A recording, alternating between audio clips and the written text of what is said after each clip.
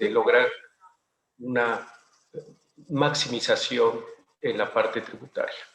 Tercero, México tiene un sistema fiscal integral, lo que significa que en la medida que las utilidades que se generan en el país ya pagaron un impuesto sobre la renta, estas se pueden distribuir sin una carga adicional. Es decir, México no tiene un doble impuesto o no tiene un castigo al pago de utilidades o dividendos a los accionistas extranjeros.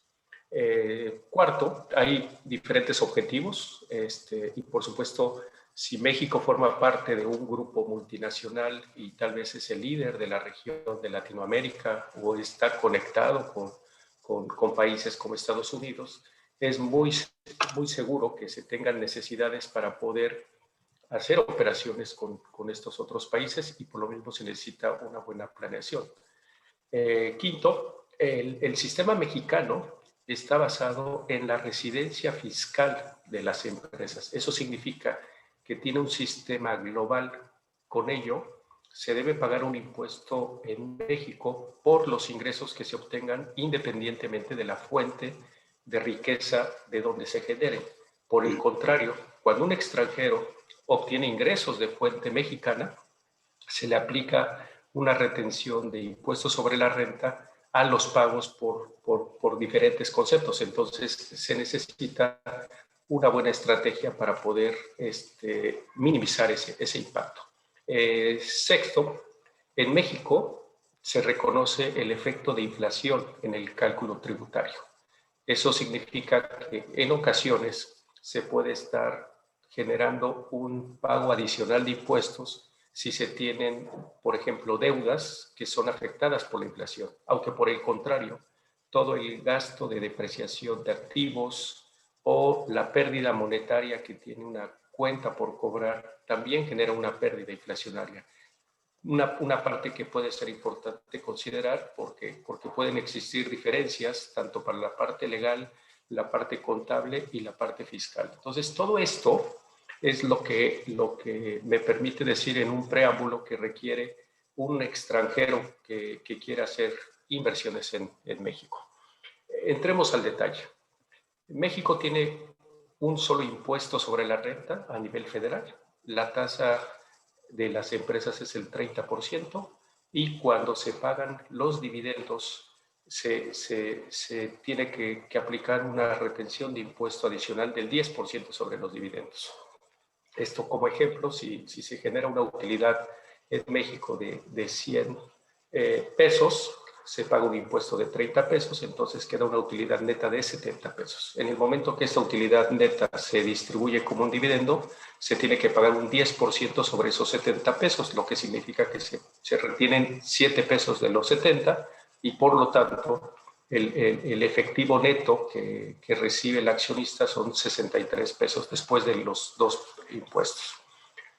México utiliza el modelo de la OCDE, que es la Organización para la Cooperación y Desarrollo, y por lo tanto reconoce el concepto de branch o sucursal o establecimiento permanente en la determinación de los impuestos. Este régimen es similar al de una empresa mexicana y por lo tanto se pagan las mismas tasas impositivas. Tomen en cuenta que si se hace una inversión en una empresa mexicana, el día que se venden las acciones de esta empresa, se tiene un impuesto sobre la ganancia por la venta, que en términos generales es del 25% sobre el precio de venta o del 35% sobre la ganancia fiscal, lo cual pues definitivamente lleva a tener una consideración y cuidado importante.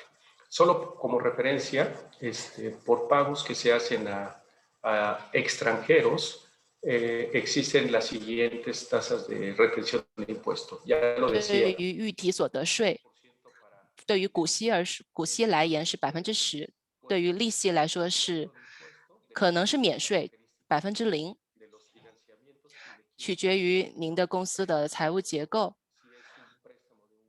如果是您从国家银行取得的这个贷款，那么对于国家银行来说，它应该不会给您。pagos de regalías por el uso de marcas, pagos por el know-how o conocimiento, tienen una retención de impuesto del 25%. Además del impuesto sobre la renta, México tiene como impuestos indirectos dos que son importantes. El impuesto al valor agregado, que tiene una tasa del 16% y que aplica para la generalidad de las transacciones territoriales. Eso significa que no es un impuesto que deban pagarse por los extranjeros o cuando se realizan exportaciones. Esto más adelante seguramente cuando alguno de mis otros colegas hable de la parte de comercio exterior, seguramente lo explicará. Y además del impuesto al valor agregado, tiene un impuesto especial sobre producción y servicios que se aplica solamente a determinados productos, como puede ser la gasolina, como puede ser los cigarros, el alcohol, y estos serían los dos impuestos indirectos que tiene México como importantes a nivel federal. Luego, a nivel de cada estado, existe el impuesto sobre la nómina que se paga a los trabajadores, generalmente es el 2%, y también México tiene un impuesto de seguridad social que comprende tanto la parte de salud, la parte de pensiones y la parte de vida, en donde se paga por un lado por la empresa y por el otro se le quita al trabajador. Sin embargo, para la empresa, en promedio, puede llegar a representar hasta un 20% de los salarios que se pagan. Hay muchas reglas específicas, pero habrá que tomar en cuenta este impacto en el tema de seguro social. Y por último, desde hace muchos años, México ha celebrado el tratado fiscal con China y como tal vez algunos de ustedes conocen, regularmente estos tratados lo que buscan es eliminar barreras impositivas o cargas fiscales que puedan afectar la inversión extranjera o que puedan provocar que sea muy caro hacer un negocio en el otro país. Por lo tanto, me parece que esto es algo muy importante porque en ciertos casos como los siguientes, en la medida que la inversión se haga de forma directa de China a México, por ejemplo, cuando se pague un dividendo, en lugar de la retención del 10%, solamente se aplicará el 5%, hablando de una retención de impuesto por intereses, que en algunos casos puede llegar a ser el 35%, se tiene una tasa máxima del 10%, la retención de impuesto por regalías es el 10% y hablando de las ganancias de capital por venta de acciones de empresas mexicanas, puede estar exenta de impuesto o quedar al 35%. Entonces, me parece que esto es muy importante, aunque debo mencionarles que México se ha caracterizado por ser un país que tiene una gran apertura, no solamente comercial, sino también tributaria, y tiene firmados más o menos 70 tratados fiscales con diferentes países. Por lo tanto, si la inversión que quiere realizar una empresa china en México la quiere realizar a través de alguna otra empresa que puede estar ubicada en países como Estados Unidos o en algún país europeo o algún otro país de Asia, es muy probable que tenga México un tratado fiscal con este país y por lo tanto se logren estos mismos beneficios.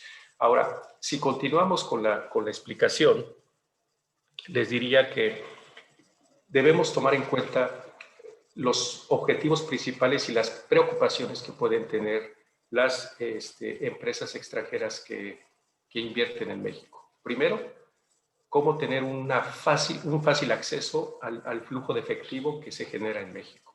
Segundo, cómo se puede aprovechar ese flujo de efectivo o ese excedente de efectivo en otras operaciones o otras inversiones en diferentes países. Tercero, como lo decía antes, México tiene un sistema fiscal basado en la residencia, por lo tanto, debe buscarse que el impuesto mexicano sea acreditable o recuperado en el país en donde se encuentra la empresa principal. Esto es como un impuesto acreditable pagado en el extranjero. Por lo mismo, debe buscarse cómo se genera una eficiencia en ese acreditamiento por la diferencia de tasas. Con lo que les digo, Si México tiene una tasa compuesta del 37%, debemos buscar que en la medida de lo posible se pueda recuperar todo o la mayor parte de ese impuesto en China o en el país en donde ustedes decidan ubicar la subsidiaria mexicana.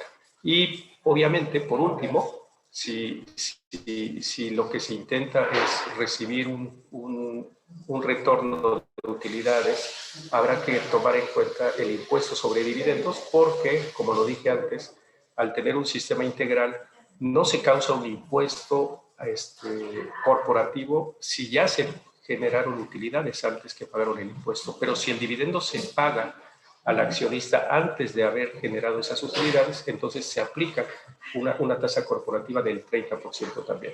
Y por lo mismo debemos ser cuidadosos con el uso del efectivo o del flujo que se requiere para el pago de dividendos o las empresas que forman parte de la estructura accionaria. México tiene reglas muy claras y fuertes para prohibir el back-to-back loans, que eso es como en español es un concepto de crédito respaldado, en donde se utiliza una empresa intermediaria solamente para lograr un beneficio tributario cuando no es el beneficiario efectivo de los intereses.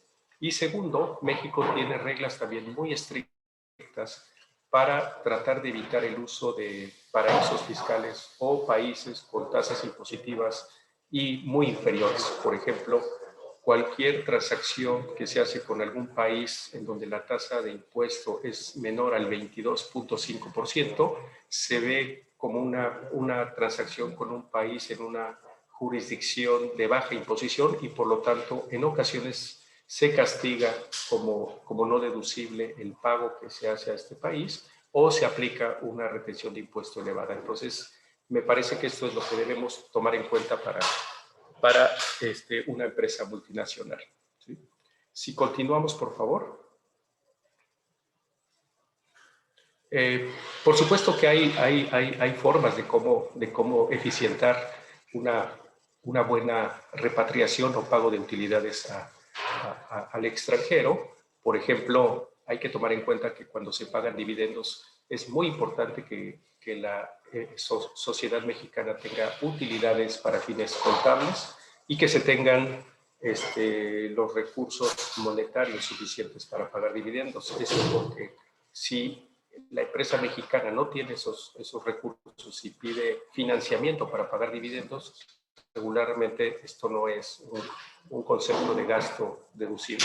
También habrá que tomar en cuenta que cuando hay un reembolso de capital, esto puede ser un buen camino. Sin embargo, hay algunas reglas que pueden recaracterizar el pago de un capital como una distribución de dividendos. Aspecto importante.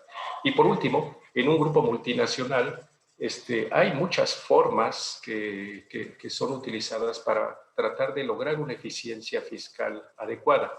Sin embargo, habrá que tomar en cuenta aspectos como la situación global del grupo y tomar en cuenta dos consideraciones muy importantes, que como ya lo dije antes, México tiene tasas de retención de impuesto en algunos casos elevadas, sobre todo cuando se utilizan países con una baja imposición. También tiene reglas muy claras de precios de transferencia. Estas reglas son determinadas de acuerdo con los lineamientos de la OCDE y por lo tanto requieren de un cumplimiento estricto de esta materia. Hay un tema de cumplimiento anual y además hay mucha información que se le presenta a las autoridades fiscales. Entonces, la parte de precios de transferencia es muy importante en la determinación de las estrategias. Y también, por último, tomar en cuenta que México no permite el reconocimiento de algunas operaciones financieras en donde se puede tratar como capital para fines contables, pero como deuda para fines fiscales y con ello tratar de tomar algunos beneficios por pago de intereses. No dejo de mencionarles que a la fecha México no tiene un control de cambios, lo que significa que se pueden realizar pagos en cualquier moneda extranjera sin restricciones o límites que puedan afectar la decisión de invertir en el país. Si continuamos, Esto me parece que podríamos obviarlo porque está conectado con lo anterior. Y si pudiéramos pasar, claro, en esta parte lo que les quiero compartir es que, por supuesto que lo que puede ser muy importante en una estructura de, de un grupo multinacional o de una inversión de China hacia México es considerar esos 4 elementos que ahora presento. Primero, cómo tratamos de minimizar la retención de impuestos sobre la renta por pagos al extranjero. También la parte de intereses pagados al extranjero es un camino muy atractivo. Sin embargo, al día de hoy hay muchas restricciones. Por ejemplo, en una deuda con una empresa del grupo se tiene una restricción para la deducción de los intereses cuando la deuda es igual o más de 2 veces el capital contable de la empresa mexicana. Esa es una restricción. Y una adicional es que si los gastos por intereses son mayores al 30% de la utilidad del año, también ese excedente es no deducible. Entonces, el tratar de realizar estrategias por la parte de financiamientos es muy atractivo, pero requiere de muchos cuidados, ¿no? Por supuesto que ya lo decía antes, que en la parte de precios de transferencia hay que tener mucho cuidado, sobre todo porque se requiere de una sustancia muy importante para soportar las funciones que se realizan, los riesgos que se toman y finalmente el precio en el cual se acuerdan las operaciones, sobre todo porque en esa parte, como México lo decía al principio, es un país con una inversión extranjera muy importante. Las autoridades fiscales tienen un pleno conocimiento de normas internacionales y regularmente objetan o rechazan transacciones si no se cumple de manera adecuada con la parte de precios de transferencia. En la siguiente, con esto les di un panorama general de lo que puede considerarse como importante para una inversión en México. Por supuesto que les diría que el sistema fiscal mexicano en general es muy estable. Tiene 2 componentes importantes que deben considerar. El primero es que es un sistema que ahora requiere de una sustancia y de una demostración de las transacciones como un elemento importante para validarlas. Y segundo, tiene también requisitos formales que no siempre son tan sencillos de cumplir. Entonces, el cumplimiento fiscal en México requiere de cuidado y regularmente es manejado con eficiencia por especialistas que conocen de estos temas y que pueden ayudar a que no se incurran en sanciones o se tengan problemas muy importantes en el futuro. Hasta aquí termino en esta... 那这是我上面的第一部分的这个介绍。那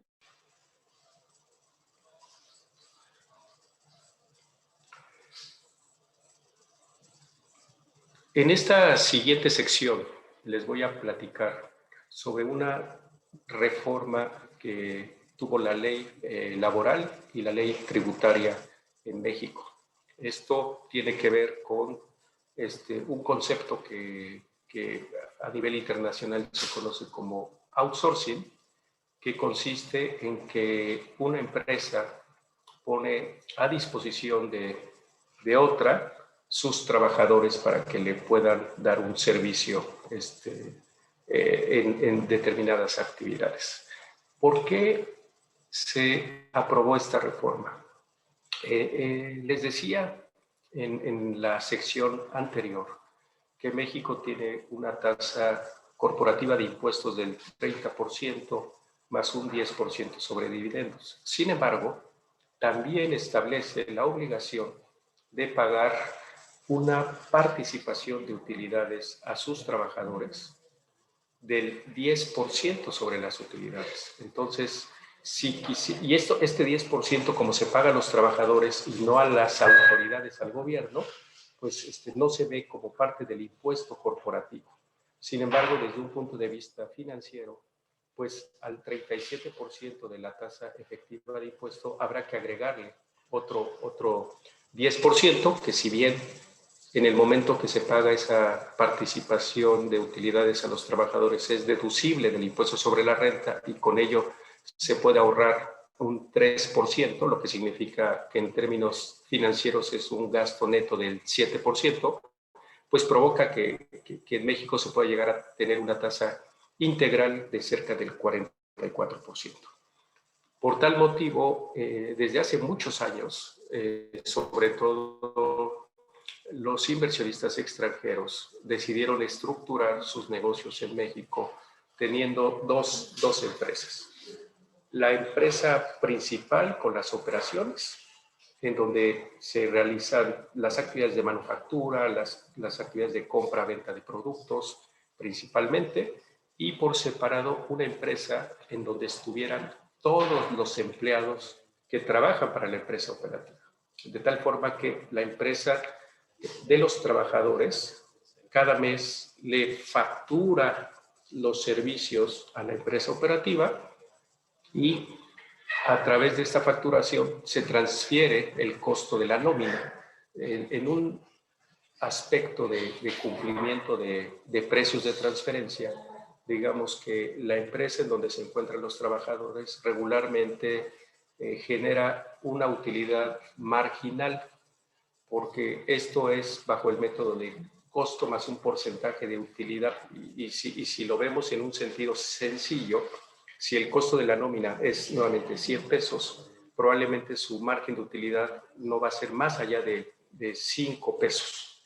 Entonces le factura 105 pesos a la empresa operativa, lo cual para el impuesto sobre la renta genera un efecto neutral, porque lo que es un ingreso de 105 pesos tiene un gasto de nómina de 100, se queda con la utilidad de 5 pesos, y mientras que la empresa operativa tiene un gasto deducible de 105 pesos.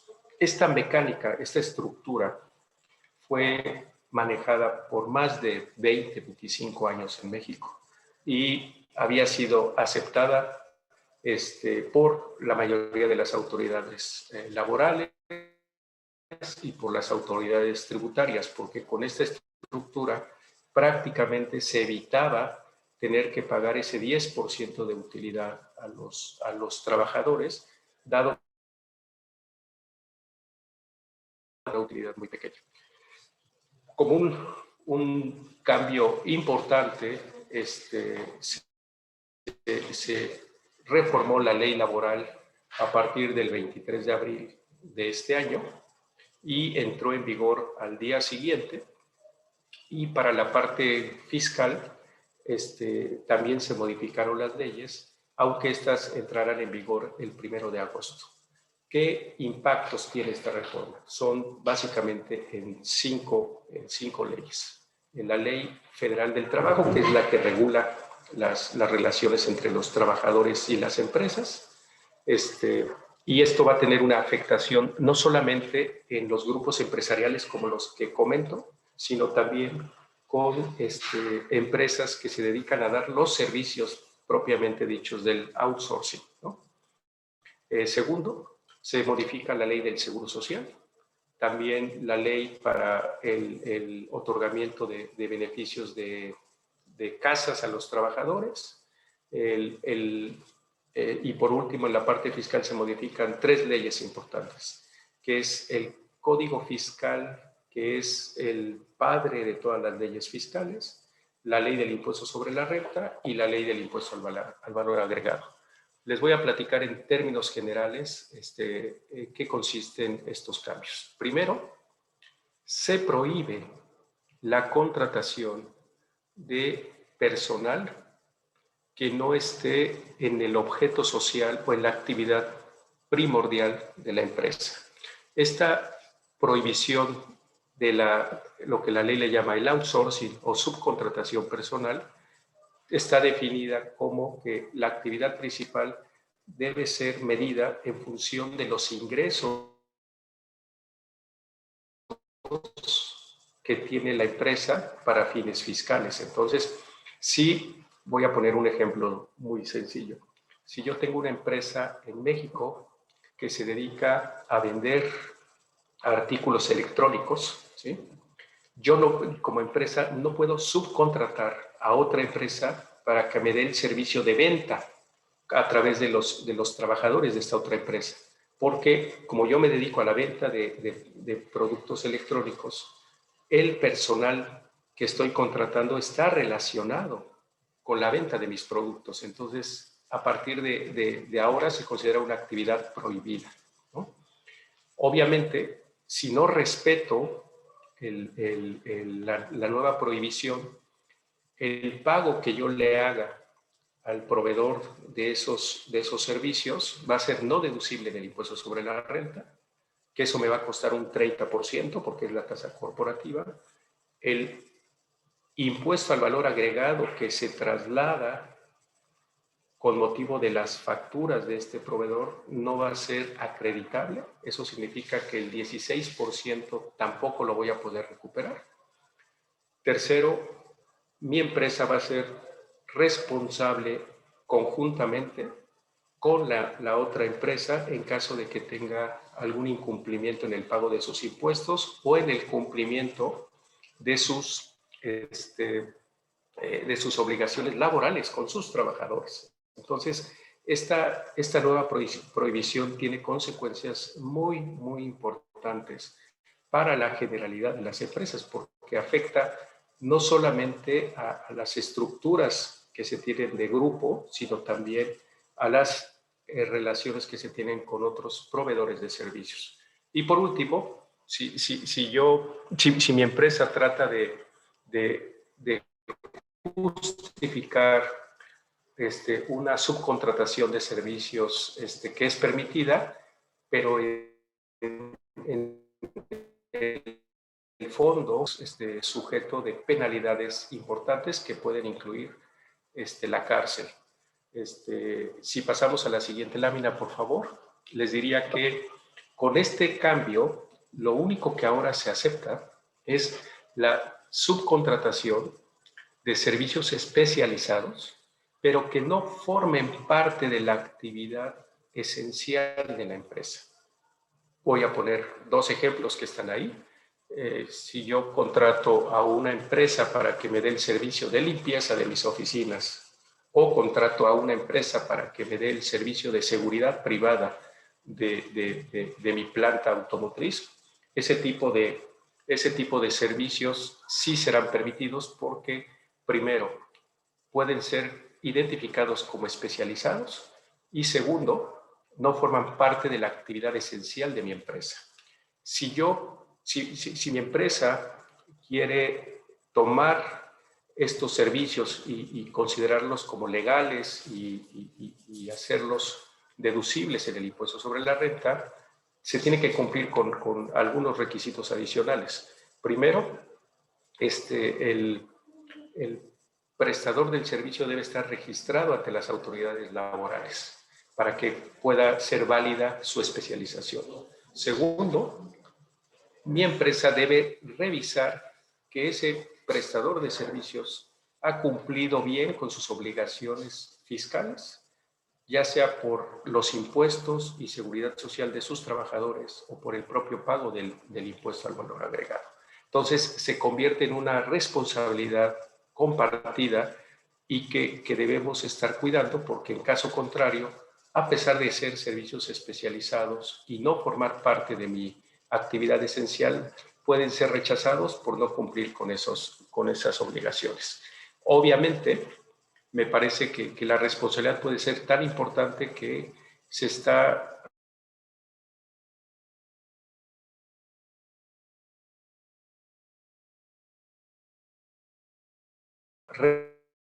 contratan los proveedores porque de alguna manera las consecuencias pueden ser muy importantes. Además de los servicios especializados, se va a seguir permitiendo el servicio compartido que puede darse entre empresas de un mismo grupo en México. Por ejemplo, si yo tengo como parte de mi grupo empresarial en México una empresa que tiene la manufactura, otra empresa que tiene la distribución y una tercera que es la que importa los productos. Y tengo al equipo de contabilidad, al departamento de recursos humanos, que dan un servicio a las 3 empresas. Esto se está permitiendo, ¿sí?, con los 2 requisitos que ya decía antes. El primero, que no formen parte de la actividad esencial de alguna de las 3 empresas. Y segundo, que al ser un servicio especializado, también se obtenga la autorización por parte de la autoridad laboral para que califique como un servicio especializado, ¿no? Si no se tiene eso, no se podrá tomar como válida el pago de estos servicios a las empresas de un grupo en donde se comparten este tipo de servicios. Por supuesto, como lo decía antes, el no cumplir con estos requisitos puede generar penalidades y determinarse que el impuesto, que el gasto es no deducible para el impuesto sobre la renta, que el IVA no se recupera, y además, si se genera una simulación que es tratar de decir de manera ficticia que son servicios especializados cuando en realidad no lo son, nuevamente se puede determinar una sanción que puede incluir la cárcel para las personas que representan a la empresa. Me parece que esto es sumamente importante y por lo cual habrá que tener mucho cuidado. Por favor, si podemos continuar. El tema que puede ser muy significativo para los inversionistas extranjeros que, conociendo su forma de hacer negocios en México, 是比较重要的，也是需要进行考虑，而且一定要完全的满足 leyes. Entonces, ahora, con este cambio que se da, sobre todo para las estructuras de grupo en donde estaban los empleados en una empresa y la operación en otra, pues con este cambio de la ley ahora se tienen que unir y quedar en la misma empresa y por lo tanto el costo adicional de pagar la participación de utilidades a los trabajadores era muy importante y por lo tanto se estableció ahora un límite, ¿no? Este límite es hasta 3 meses el salario del trabajador o el promedio que haya recibido de participación en las utilidades en los 3 años anteriores, el que sea mayor, siempre y cuando no se llegue al 10% de la utilidad de la empresa. Entonces, esto ahora más adelante lo voy a explicar con un ejemplo, pero está permitiendo que de alguna manera el impacto económico en las empresas no sea tan negativo como se hubiera pensado al principio, ¿no? Por supuesto, el motivo de la charla no es entrar en tantos detalles, pero les comparto que la forma de cómo se asigna la participación de utilidades a los trabajadores, por desgracia, no tiene que ver con el desempeño, con los resultados individuales o con algunos logros o medición específica que tenga la empresa. Es un procedimiento sencillo. Primero se determina el 10% de la utilidad y esta se reparte entre todos los trabajadores tomando 2 criterios. El 50% se divide en función de los días que trabajó el empleado durante el año y el otro 50% se divide en función del salario que haya tenido, con una consideración. Si la empresa tiene trabajadores con sindicato y trabajadores sin sindicato, se va a tomar el salario del trabajador del sindicato más alto con un 20% adicional. Entonces, este límite sirve para equilibrar un poquito la distribución del pago entre los diferentes trabajadores, pero como estarán escuchando, estos 2 elementos no tienen alguna consideración o vínculo con un desempeño individual de los trabajadores o con algún tipo de medición diferente. Por lo mismo, si pasamos al siguiente slide, lo voy a ejemplificar. Vamos a pensar que una empresa mexicana ahora en el año 2021 tiene una utilidad base de impuestos sobre la renta de 10,000 pesos. Entonces, el 10% de participación a los trabajadores serían 1,000 pesos. Entonces, lo siguiente es ver cómo se van a repartir esos 1,000 pesos y si al final se tiene que hacer el pago completo de los 1,000 pesos. Para ello, pongo el siguiente ejemplo. Pensemos que la empresa tiene 3 trabajadores, ¿no? Y cada uno de ellos, bajo la mecánica anterior que les mencioné de los días trabajados y de los sueldos que recibieron, les corresponderían 333 pesos a cada uno de ellos, que son básicamente los 1,000 pesos que pueden ver en la primera columna. Sin embargo, ya a nivel individual, ¿sí?, cada trabajador tuvo un sueldo diferente. Entonces, el primero tuvo 60 pesos, el segundo 90 y el tercero 120. Y también al hacer el cálculo del promedio de participación de utilidades que recibieron en los 3 años anteriores fue diferente. Probablemente porque algunos de ellos recibieron incrementos en el sueldo o porque son contrataciones recientes. Hay muchos factores que pueden provocar que haya sido diferente. Entonces, pensemos que el trabajador A tuvo un promedio de 70 pesos, el B de 80 y el C de 400, ¿no? Luego, con estos 3 elementos tenemos que definir cuánto le corresponde a cada uno, recordando lo que decía anteriormente. Se debe pagar el 10%, pero hay un tope, el de 3 meses o el promedio de los 3 años, el que resulte mayor. En el trabajador A, si ustedes lo ven así, el tope debe ser 70 pesos porque el promedio 50%，5%。3 años es mayor a los 3 meses, entonces se le pagarán 70 pesos.像第一栏的雇员 A 的，它3栏里面是最高的是70，所以是按照70来进行分成。那么B 雇员 B 的话，它最高的是3个月，过去3。Su cálculo de participación de utilidades de 333 pesos, ¿sí?, es el que se debe pagar. ¿Por qué?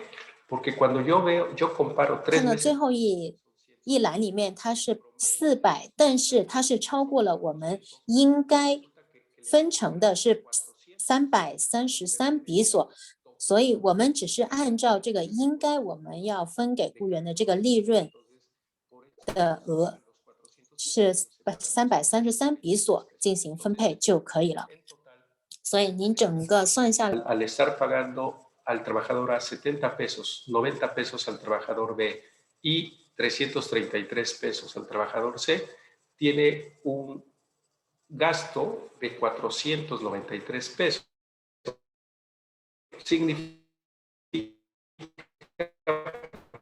aproximadamente el 5%. Entonces, si ustedes comparan el 10% original de 1,000 pesos contra los 493 pesos, en realidad no se está teniendo una afectación tan negativa como se esperaba. Por ello, nos parece que en general las empresas en México, tanto las mexicanas como las de inversión extranjera, están tratando de hacer los cambios necesarios para cumplir con estas nuevas normas. En lo laboral ya entraron, pero en lo fiscal, que es en donde están los impactos más importantes, a partir del 1 de agosto de este año. Con ello, por supuesto que creo que lo último que hay que mencionar de esto es que en un análisis, si algunos de los participantes en el webinar ya tiene operaciones en México, hay que identificar 3 aspectos. ¿En dónde son prestados los servicios por parte de los trabajadores? Si son en sus propias oficinas, empezamos a tener un tema importante. ¿Cómo son cobrados? Si el cobro está en función del sueldo, es otro problema. Y tercero, si existe una subordinación. ¿Eso qué significa? Si hay una supervisión del trabajo, si hay una dependencia del trabajo, porque claramente podríamos estar en una situación de subcontratación. Entonces, si las respuestas a estas 3 preguntas son afirmativas, es muy probable que tengan una afectación por esta reforma laboral fiscal, ¿no? Hasta aquí, terminaría con mi exposición, sin antes mencionar. Tenemos una gran experiencia en atender a empresas multinacionales, sobre todo pues con visión y estrategias internacionales. En la firma, por ejemplo, tenemos la fortuna de ser los asesores fiscales del Banco de China, además de tener otros 3 o 4 clientes chinos también con una gran importancia en el sector automotriz y en el sector de telecomunicaciones. Entonces, creo que entendemos bien la forma de hacer negocios en otros países, la cultura, y por lo tanto estaríamos muy gustosos de poder ayudarles en caso que sea necesario. Muchas gracias por su atención.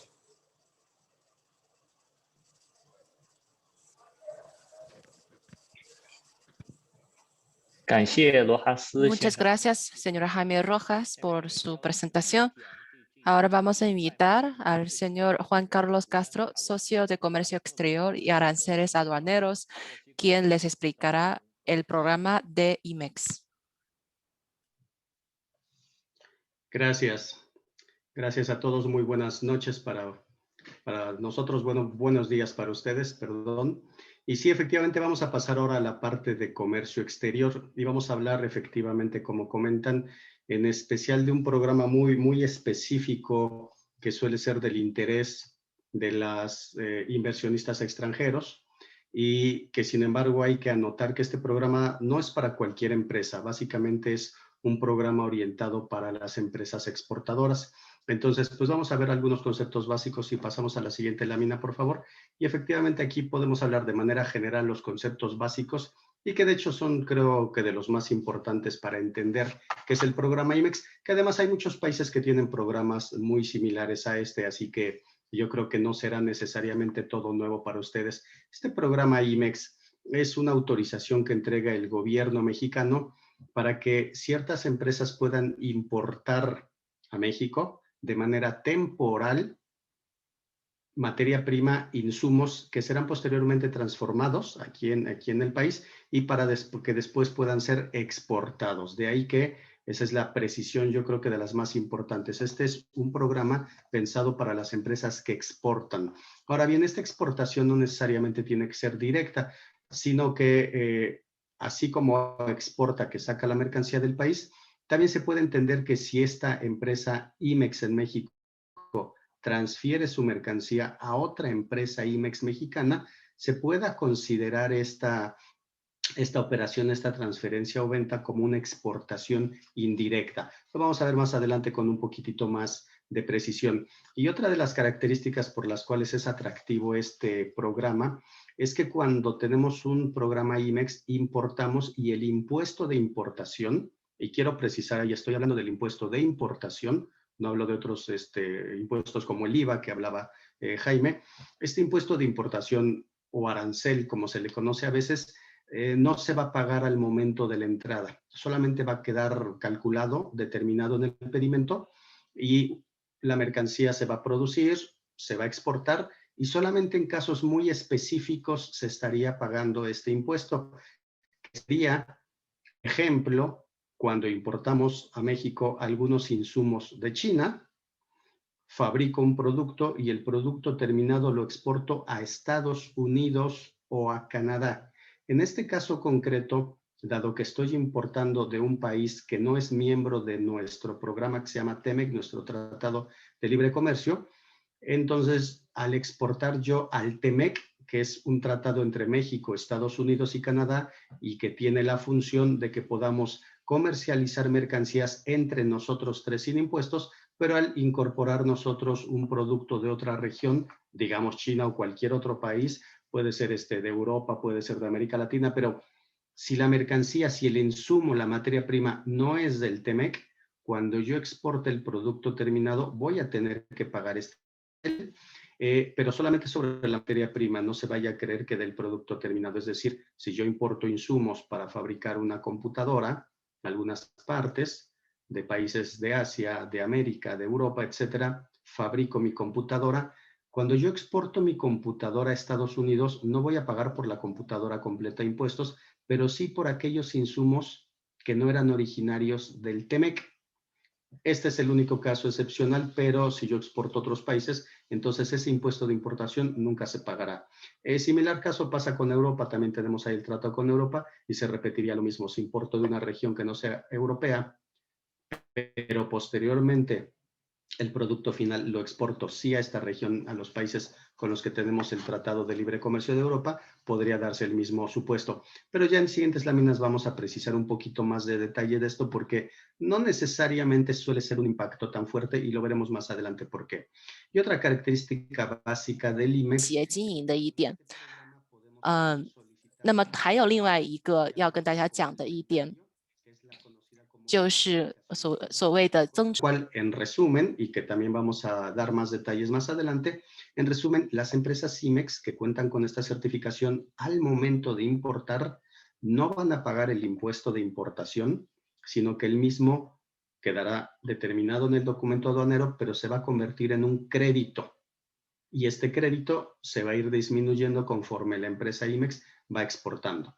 Pero veamos ahora de otra forma más gráfica estos mismos conceptos. Este es el flujo básico del IMEX. Si del extranjero viene importado temporalmente materia prima, ingresa al IMEX, se realiza un proceso de transformación o en algunos casos se presta un servicio y el producto terminado se exporta.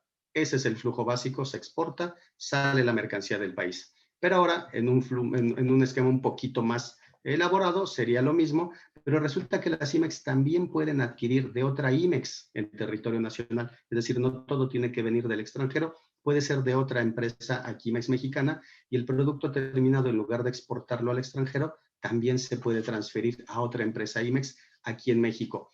Aquí lo interesante es que esta exportación se considera de cualquier forma indirecta, exportación indirecta, con todos los beneficios que eso requiera. Y esta última flechita lo que nos dice es que la empresa IMEX también puede, en un momento dado, destinar su producción al mercado local. Eso es importante, es decir, una empresa IMEX no tiene la obligación de exportar el 100% de su producción. Más adelante vamos a ver que realmente el porcentaje es bajo, puede destinar un porcentaje elevado al mercado nacional, pero puede cambiar por ahí algunas circunstancias. Entonces, este es el flujo básico de una operación IMEX. Este es el espíritu que tenemos que tener claro y mientras las empresas respeten este principio, este espíritu, este ciclo que deben de recibir los insumos, no debería de haber muchos problemas. Algo también que deseo destacar es que la mercancía que se importa en el IMEX tiene plazos determinados. Es decir, la mercancía solamente puede estar aquí en el país importada para transformarse durante un periodo específico y no puede exceder ese periodo porque de otra forma la mercancía se volvería ilegal en el país. Estos plazos pueden variar, pero digamos que de manera genérica, el plazo promedio es de 18 meses para esta materia prima que va a ser objeto de transformación.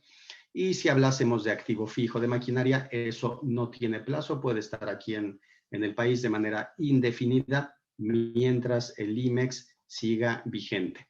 Pero ahora me gustaría en la siguiente lámina enfocarnos otra vez un poquito y regresar al tema del impuesto de importación, que es el que en muchas ocasiones nos pregunta mucho porque de repente se complica, ¿no? Lo que estábamos explicando ahorita. Entonces, quiero enfatizar nuevamente la operación. Ya dijimos, el impuesto de importación, cuando tengo un programa IMEX, no se paga a menos que se den los supuestos que ya dije anteriormente, es decir, que yo ingrese a México bienes que no son del TEMEC, que no son de Estados Unidos y Canadá, pero el producto final sí se exporta al TEMEC. Y decía yo hace rato que tampoco necesariamente puede ser tan dramático, de hecho muchas empresas por eso explotan el IMEX, porque independientemente de que este arancel se pudiera pagar, resulta que en México 这个关税的话，除了这个可能性是要付的，那么我们可以说 0%, el impuesto ya está en cero, entonces no me afecta el origen, porque de todas formas ya su arancel es 0% o en algunos casos su arancel es bajo. Por otra parte, también recordar que México es un país que tiene muchos tratados de libre comercio, diversos tratados con diversos países, de ahí que también la otra alternativa es que importemos al amparo de un tratado de libre comercio, no sé, digamos, puedo traer de Brasil, y entonces mi arancel al amparo de mi tratado de libre comercio con Brasil, pues, o con Israel o con algún otro país, pues ya con eso pudiera ser del 0% y entonces el impacto que pudiera tener esto si es que yo exporto un bien originario al TEMEC, pues el impacto ya es 0% o pudiera ser mínimo. También de manera genérica vamos a enunciar que existe un programa en México que se conoce como PROSEC, y sin entrar mucho detalle, pero también es otro programa que concede el gobierno a las empresas manufactureras. Aquí es importante destacar eso, solamente empresas manufactureras, es decir, que fabrican algún bien y esos bienes están dentro de ciertos sectores específicos. Entonces también se le concede esta autorización y estas empresas que tienen este PROSEC, cuando importan, también su arancel casi siempre es de 0%, o su arancel máximo es del 5%. Y no quiero adentrarme mucho a esto para no confundirlos, pero existe otra posibilidad de algo que se conoce como la regla octava, pero se requiere el PROSEC también. Entonces, sin entrar en mucho detalle, nada más digamos que también es otra opción para importar con un arancel disminuido. Entonces, esto es importante porque al final del día resulta que los impuestos de importación, cuando tengo un IMEX, puedo hacer diversas combinaciones. Puede ser que use el impuesto general, que quizá ya está en 0, o puedo ser un impuesto preferencial al amparo de un tratado de libre comercio, o quizá tengo un programa PROSEC, o quizá puedo hacerlo al amparo de una regla octava. Entonces tengo diversas opciones para que a la hora de importar ese arancel sea 0 o sea con una tasa menor y no tenga mucho impacto si es que caigo en el escenario de que importe bienes, digamos, de China y se exporten al Telecán. Ahora, vamos a hablar de otra contribución. Estas son las 3 principales contribuciones de comercio exterior, son las principales. Hay algunas muy especiales, de hecho, nuestro anterior exponente Jaime hablaba ya brevemente del IEPS, por ejemplo, que aplica para bebidas, alcoholes, tabacos, algunos artículos muy específicos, pero las 3 contribuciones principales que se pagan en las importaciones son el impuesto de importación que ya comentamos. En segundo lugar es esta contribución que se le conoce como DTA.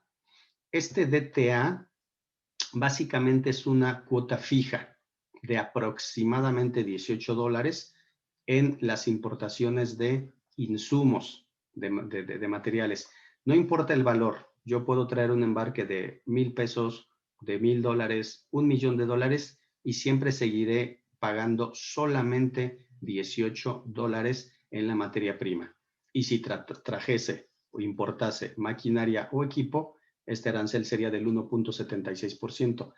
Obvio, estas operaciones son al amparo del IMEX, porque si no fuera el IMEX, entonces esta cuota se vuelve de manera distinta, se vuelve más amplia, pero también aquí algo importante es que si importo al amparo de un tratado de libre comercio, este DTA puede ser del 0%, es decir, ni siquiera los $18. Podría ser 0% si yo importo al amparo de ciertos tratados, como pudiera ser, por ejemplo, el TEMEC, entre otros.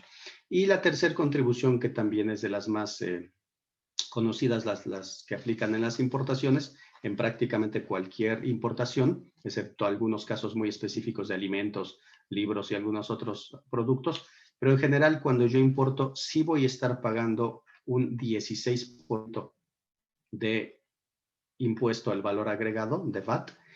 Sin embargo, decíamos hace rato que si yo tengo el IMEX solito sí voy a pagar el IVA, pero si con el IMEX obtengo por separado la certificación de IVA, otra autorización, si yo obtengo esta autorización, ese 16% ya no lo pago, sino que al momento de importarlo, ese 16% solamente queda calculado, determinado, declarado en el documento de entrada, pero se convierte en un crédito. Entonces, con cada importación va creciendo este crédito, pero se disminuye con cada exportación. Más adelante vamos a regresar nuevamente a este tema de la certificación de IVA porque sí es importante. Y por último, destacar, y ya también Jaime brevemente lo comentaba, me regreso un poquitito antes a la lámina anterior, ya para finalizar el último bullet, las transferencias, decíamos hace rato que puede haber dentro del país transferencias entre empresas IMEX. En México, como en muchos otros países, pues las transferencias o las enajenaciones dentro del país tienen que pagar un impuesto normal, en este caso nuestro IVA del 16%. Sin embargo, si yo soy una empresa IMEX y transfiero o vendo una mercancía a otra empresa IMEX dentro de México, decíamos hace rato que esto se puede considerar como una exportación, y al considerarse como exportación se le da el tratamiento fiscal correspondiente y por lo tanto el IVA de las enajenaciones que se realicen dentro del territorio nacional entre empresas IMEX, en lugar de ser del 16%, podrá ser del 0%. Esto es porque se promocionan las famosas cadenas de exportación. Así es como se realiza una cadena de exportación. Una empresa A importa al amparo del IMEX, le vende su insumo semi-transformado a una segunda empresa B que adquiere sin IVA, porque tiene el IMEX y tiene la certificación de IVA, realiza un segundo proceso, se lo transfiere o vende a una tercera empresa y todas estas transferencias siempre van a estar con 0% de IVA si todos los participantes en esa cadena tienen tanto el programa IMEX como el programa de certificación de IVA. Ahora sí pasamos por favor a la siguiente lámina. Y pues en esta algo que es importantísimo hablar obviamente es de las obligaciones. El IMEX, pues ya empezamos a ver, pudiera ser un programa atractivo para empresas exportadoras, pero sí hay que cumplir con algunas obligaciones. Una de las principales obligaciones que me conlleva el tener un programa IMEX es que necesito controlar dónde quedaron todos los insumos, absolutamente todos los insumos que estoy importando. De hecho, si podemos pasar a la siguiente lámina mejor y los vamos destacando uno por uno. En primer lugar, dentro del IMEX, una primera obligación, decíamos, es el control de inventarios. Es decir, necesito saber pieza por pieza dónde está, es decir, qué importé, con qué pedimento, con qué factura, de qué cliente, de qué proveedor, de qué país, precios unitarios, precios totales, descuentos, todo. Necesito todo el máximo detalle y después, ¿en qué producto fue incorporado? ¿Se generó o no se generó scrap, desperdicios? ¿Dónde quedó ese desperdicio?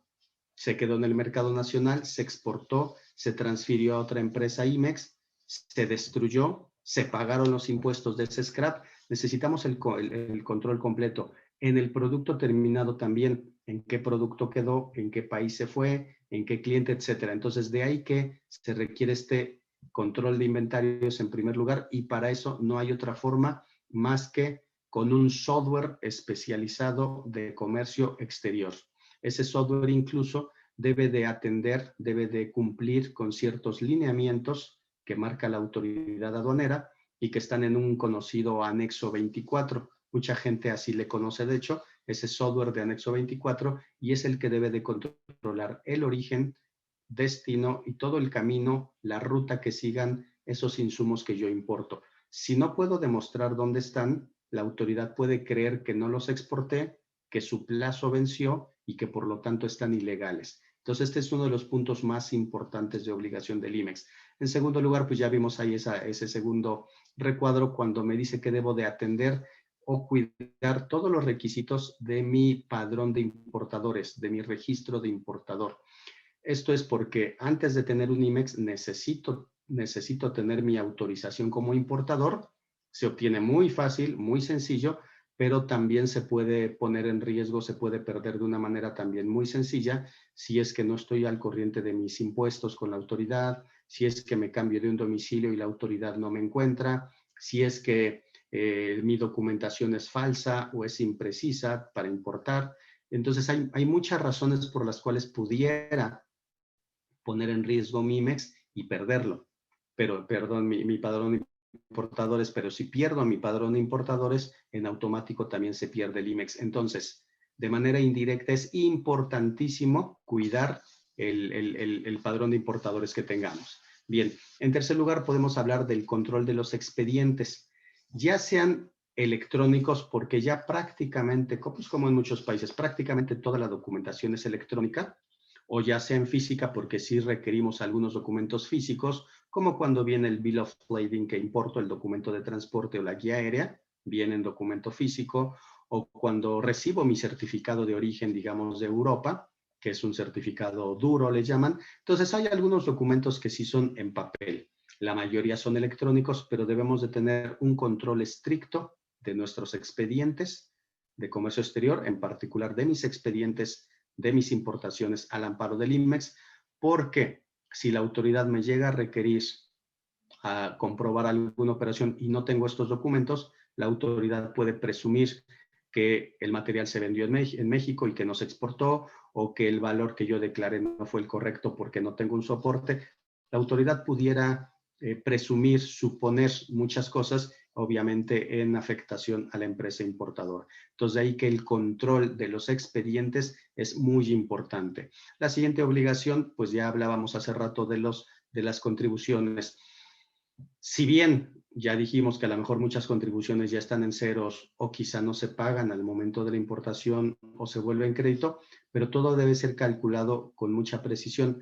Las imprecisiones, los errores en las declaraciones aduaneras pueden implicar multas, aun cuando sean errores muy pequeños, aun cuando sean errores muy sencillos de forma, pero implican multas. Entonces hay que ser muy cuidadoso, sobre todo porque en empresas grandes, empresas transnacionales, algo que puede ser un error pequeño en los volúmenes de importación, como muchos clientes que tenemos, pues el volumen, el valor de sus importaciones son de muchos millones de dólares. Entonces alguien puede decir, ah, pues mi margen de error es del 1%. Sí, pero el 1% de imprecisiones en las importaciones 小付了，就是迟后了一天付，类似于这种。那么其实这样的一个小小的错误，可能 impuestos que se están omitiendo. Entonces, esto no puede ser un tema menor, hay que tener mucha precisión en el cálculo de las contribuciones.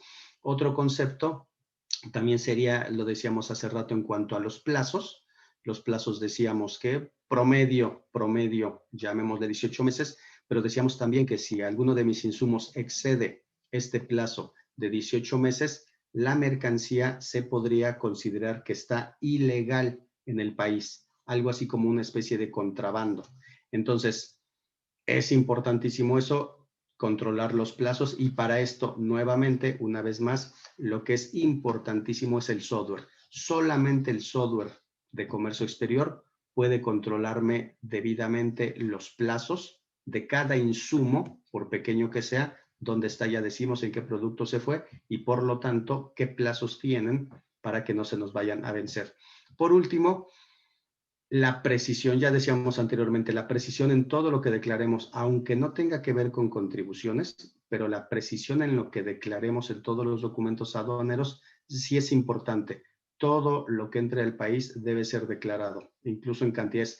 Muchas veces tenemos empresas del extranjero que por diversas prácticas a lo mejor se les requiere una determinada mercancía en determinadas cantidades. Digamos, yo pido 1000 piezas de algún artículo y me mandan esas 1000, pero me mandan de regalo 5 piezas o el 10%, no lo sé. Esa mercancía extra, aunque sea declarada, aunque no pague yo por ella, pero debe de ser declarada en los documentos. No puede no declararse. Todo se tiene que declarar en los documentos aduaneros. Si algo no se declara, aunque sea regalada, aunque sea una devolución, aunque sea un rechazo, no importa, pero se volvería ilegal porque no hay un documento aduanero que la esté amparando y no está pagando impuestos. Entonces, esto se tiene que ser muy preciso, muy cuidadoso en todo lo que se importe. Bien, queremos ahora hablar brevemente de algunos sectores. México, como muchos otros países, como muchos países del mundo, cuida determinados sectores, determinadas industrias.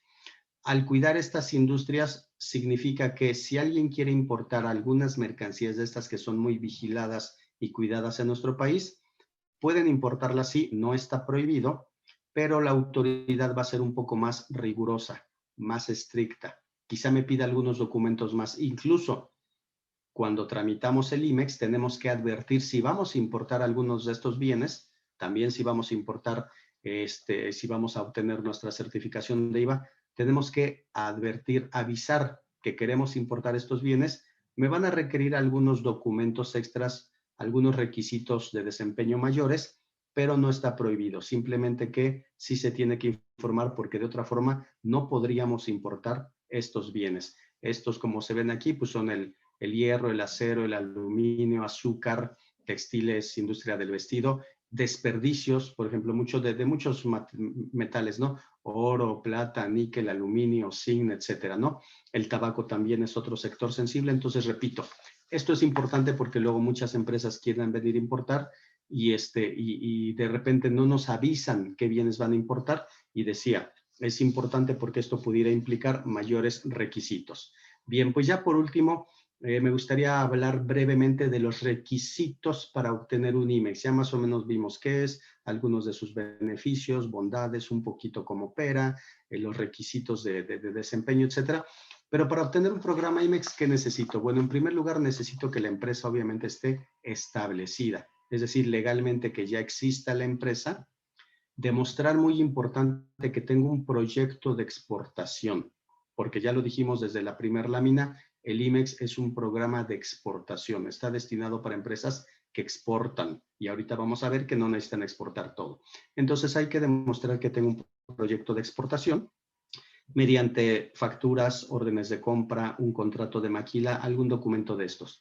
Después, demostrar que tenemos una infraestructura adecuada, que sí contamos con la infraestructura para obtener un IMEX. Si yo digo que voy a fabricar computadoras, bueno, tengo que demostrar que tengo una fábrica de determinado tamaño, dimensiones, y que no tengo un cuarto de 2 metros por 2 metros, sino que realmente tengo una instalación adecuada para fabricar computadoras. Incluso se requiere una certificación notarial. Va a ir un notario a la empresa a verificar y testificar que la empresa exista, que la empresa sí cuenta con esta capacidad productiva, que la empresa tiene un contrato de compraventa del inmueble o de arrendamiento, que ese contrato de arrendamiento tiene por lo menos un año de vigencia en el futuro, que tiene empleados, etcétera, etcétera. También se tendrá que darle a la autoridad un proceso detallado de nuestro proyecto de inversión, es decir, qué voy a importar, qué piezas, qué fracciones, en qué volúmenes, con qué valores, qué voy a fabricar, qué voy a vender, qué voy a exportar en volúmenes, cuántas piezas, qué cantidad, de qué valor de los próximos 2 años. Obviamente también me va a pedir siempre que, como ya soy una empresa establecida, demuestre que cumplo con mis obligaciones fiscales, es decir, que estoy pagando adecuadamente mis impuestos, que tengo personal contratado para este proyecto, que tengo un domicilio que está bien registrado y que sí lo puede localizar la empresa, y que realizo exportaciones o pretendo realizar exportaciones del 10% del total de mis ventas. Si se fijan aquí, el requisito es muy bajo. Solamente nos están requiriendo el 10% del total de mis ventas que exporte, o bien, si no cumplo con ese 10%, incluso con que sean $500,000. Esto es nada más para obtener el IMEX. Para la certificación del IVA comentaremos que este porcentaje se eleva hasta el 60%. Y de hecho aquí pues vamos a pasar ahora un poco, solamente van a ser 3 láminas más ya para finalizar, respetando el tiempo que se nos asignó, y es brevemente la certificación del IVA, que de hecho pues ya adelantamos prácticamente todo. Ya dijimos que es una autorización que nos entrega el gobierno. Una característica especial pues es que, ya lo dijimos, está para las empresas IMEX, está pensada para las empresas IMEX. Dijimos ya también que cuando yo importo, el IVA de la importación, 16% no se paga, sino que se convierte en un crédito. Hagan de cuenta que es una tarjeta de crédito. Cada que voy a importar, les doy mi tarjeta de crédito, cargan ese IVA y queda mi crédito que va subiendo, subiendo, subiendo cada que realizo una importación. Pero conforme voy exportando, ese crédito va disminuyendo, disminuyendo. De ahí que una de mis obligaciones es precisamente transmitir al website de la autoridad, transmitir mis exportaciones para que demuestre yo que sí estoy cumpliendo, y sobre todo para que reduzca este crédito. Es importante mandar estos reportes porque si no me pueden cancelar el producto.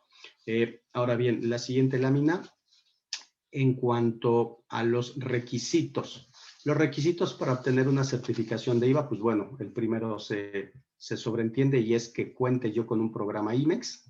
También adelantábamos ya que tenga el 60% de exportaciones. Estas pueden ser directas o pueden ser indirectas, ya dijimos.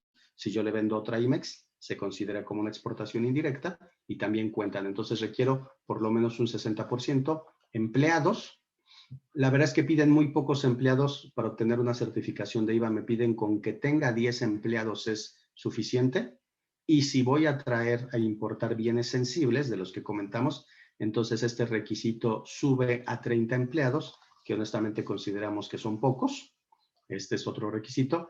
Me piden obviamente que tenga un software actualizado, el software de comercio exterior que esté actualizado, es decir, que esté debidamente alimentado con toda la información de mis 这个软件里头有我们所有需要维护的信息。 También me piden que le demuestre a la autoridad que estoy realizando inversiones en el país, de maquinaria y equipo, puede ser, de edificios, etcétera. Y lo importante es que no me piden un mínimo. Puede ser que nada más tenga una inversión pues, de $100,000, etcétera. No me piden un mínimo, nada más me dicen, pero sí demuéstrame, a ver, ¿qué estás invirtiendo en el país? ¿Vas a traer maquinaria o estás trayendo? ¿O cuánto tienes ya invertido de maquinaria, de equipo, de edificios, de autos, etcétera?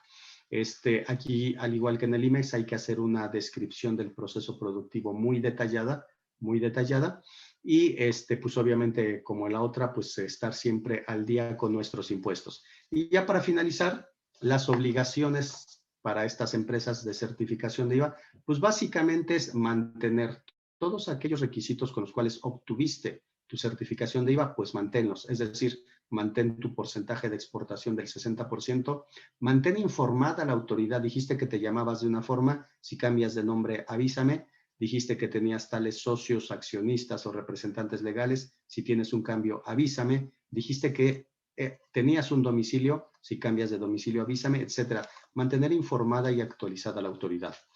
También mantener el mínimo de los empleados, ya dijimos, 10 que es muy poco y 30 si importos sensibles. Mantener nuestro software, ya dijimos, también actualizado, mis inversiones de activos fijos, mis pagos de impuestos y lo que ya dijimos también de estar transmitiendo mis reportes de exportación para que el crédito de IVA reduzca. Entonces, estas son las generalidades del programa IMEX y la certificación de IVA que suelen trabajar de manera conjunta. El IMEX por sí solo no es tan atractivo, porque repito, de todas formas el impuesto ya no hay mucho. Es atractivo solo cuando lo jugamos con la certificación de IVA.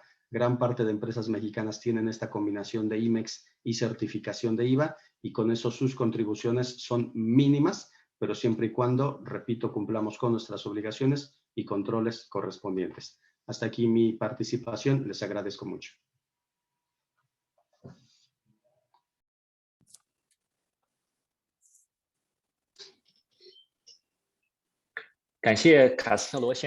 Muchas gracias, señor Castro, por su presentación. Sabemos que México es una de las economías más abiertas del mundo y ha firmado tratados de libre comercio con más de 50 países alrededor del mundo.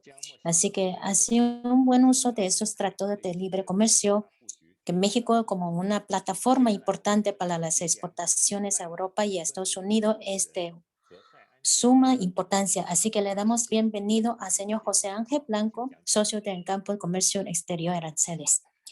Bienvenido.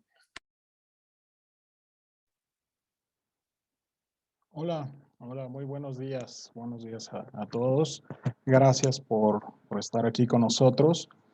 Y bueno, hoy quiero hacer unos comentarios acerca de México como una plataforma de libre comercio para todo lo que es América, Europa y para inclusive algunas partes de Asia. Entonces, vamos a ver esta forma macro y cuál es la importancia que tiene México, cuál es la importancia que juega México como acceso a otros mercados con estas preferencias arancelarias, ¿no? Entonces, algunos datos, déjenme decirles que México es el séptimo exportador más grande del mundo y el número 1 en Latinoamérica. junto con el Tratado de Libre Comercio México, Estados Unidos y Canadá y otros 12 tratados de libre comercio con 48 países más, conectan a la economía mexicana a más de 1.3 billones de consumidores. Esto representa el 60% del Producto Interno Bruto del mundo. Adicionalmente, México participa activamente en la Organización Mundial del Comercio, en la Cooperación Económica Asia-Pacífico, en la Organización para la Cooperación y Desarrollo, que es la OCDE, y en el ALADI, que es la Asociación Latinoamericana de Integración. Adelante, por favor. Aquí algunos datos importantes y en este primer cuadro que tiene como población, y yo quiero decirle que es la puerta de entrada, es el acceso a través de México que tienen otros países para llegar a estos consumidores, a estos posibles consumidores. Solamente para el Tratado de Libre Comercio México, Estados Unidos y Canadá son posibles consumidores 493 millones de habitantes. Y esto sí hay que tenerlo bien presente porque estamos hablando de adultos mayores, adultos, hombres y mujeres, jóvenes, hombres y mujeres también, niños, bebés, personas con capacidades diferentes. Entonces, tenemos un mundo de posibilidades y que a través de México, como esta plataforma, podemos acceder a todas estas consumidores potenciales. El Producto Interno Bruto de los tres países es de 26 trillones de dólares. La inversión extranjera directa es de 323 billones de dólares. El comercio que hay entre el comercio de estas naciones es sumado de 6 trillones de dólares y el comercio interno es de 1.2 trillones de dólares. Adelante, por favor. Con la Unión Europea, nuevamente, acceso a un mercado de 573 millones de posibles consumidores de nuestros productos. El Producto Interno Bruto es de 16.4 billones de euros, solamente de Europa. La inversión extranjera directa de Europa hacia México fue de 180 billones de dólares. Nuestras exportaciones fue de 25 billones de dólares. Y un comercio un comercio interno, fue de 75.5 billones de dólares.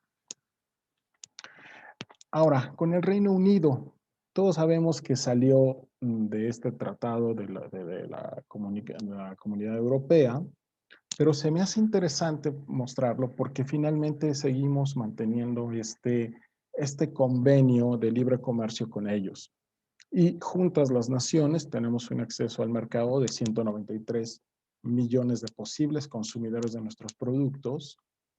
Tenemos un Producto Interno Bruto de 2.37 billones de euros solamente del Reino Unido. La inversión extranjera directa del Reino Unido hacia México fue de 17 billones de dólares. Esto solamente, esta cantidad representa el 6.9 del total de las inversiones de Europa hacia México.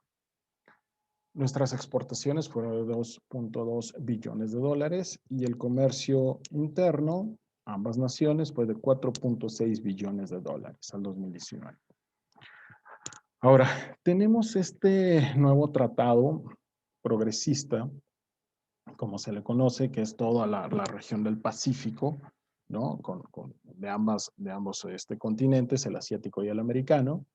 Y nuevamente, tenemos una población de posibles consumidores de 506 millones de habitantes, un Producto Interno Bruto de 11 trillones de habitantes, tenemos un comercio de 5.8 trillones de dólares.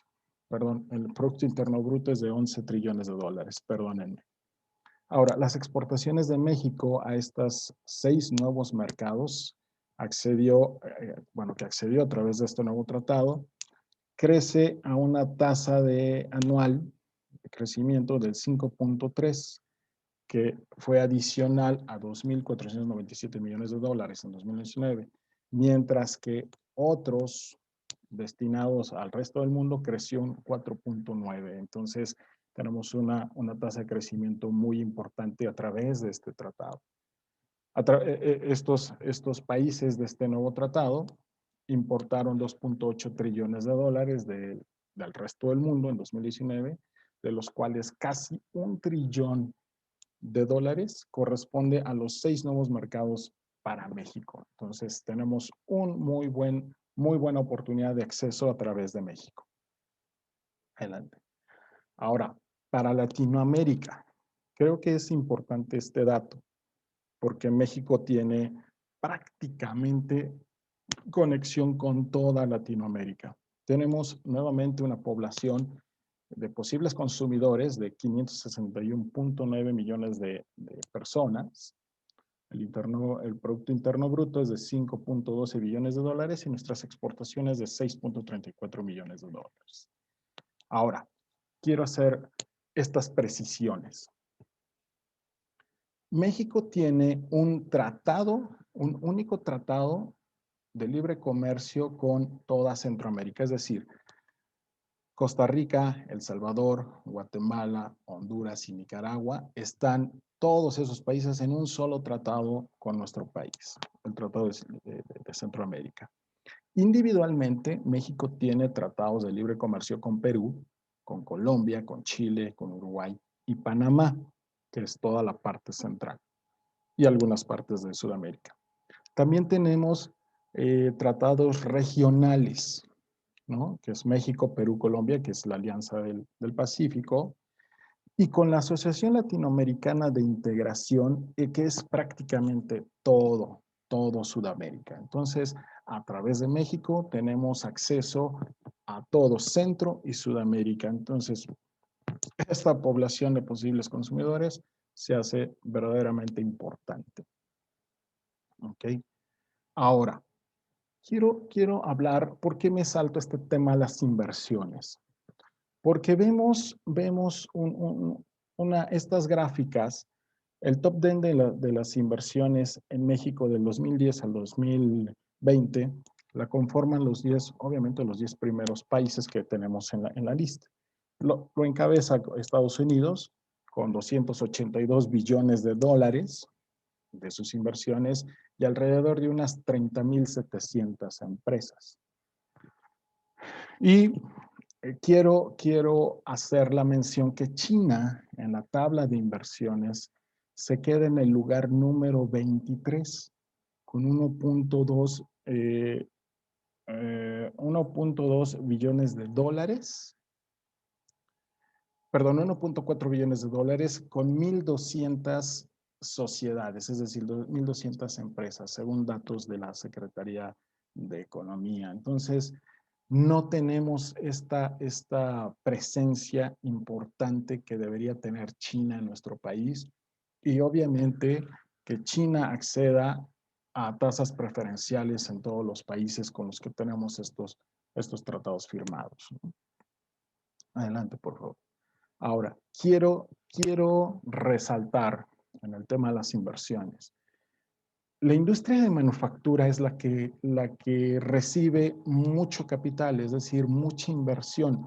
No significa que sea la única, pero en estos momentos es la que recibe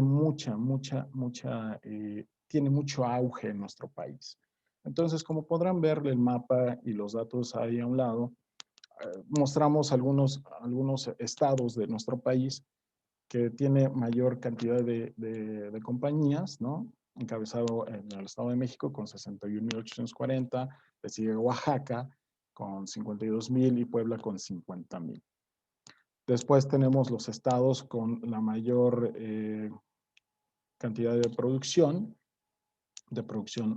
neta, que es Nuevo León con 1.33 billones de pesos, Estado de México con 1.18 billones de pesos, y de Guanajuato con 1.05 billones de pesos.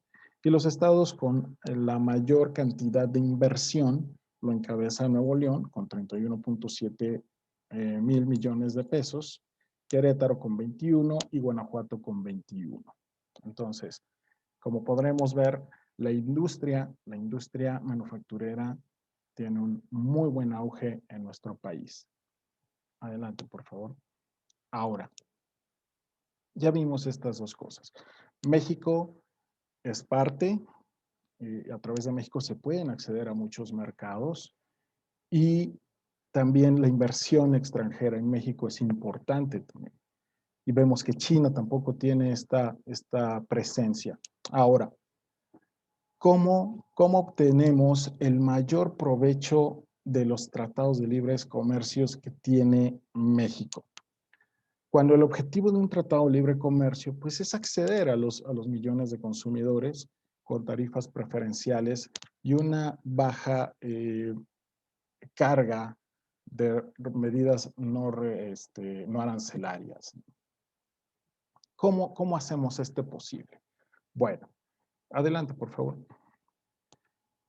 Necesitamos comprender tres cosas, ¿no?